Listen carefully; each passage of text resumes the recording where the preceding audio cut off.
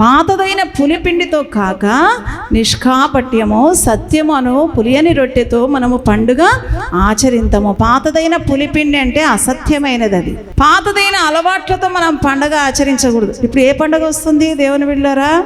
Good Friday వస్తుంది కదా. పస్కాన పశువు వధింపబడెను. సత్యమను పులియని రొట్టెతో క్రీస్తు ప్రభువును కలిగి సత్యమైన దేవుణ్ణి కలిగి హృదయపూర్వకంగా మనం పండగ చేయాలని దేవుడు కోరుతూ ఉన్నాడు. దేవుని బిడ్డలారా, ఈ పులిసిన పిండి ఎవరంట? పాతదైన పులిసిన పిండి ఎవరంట? సద్దూకయ్యులు, పరిసయ్యులు వీళ్ళంట.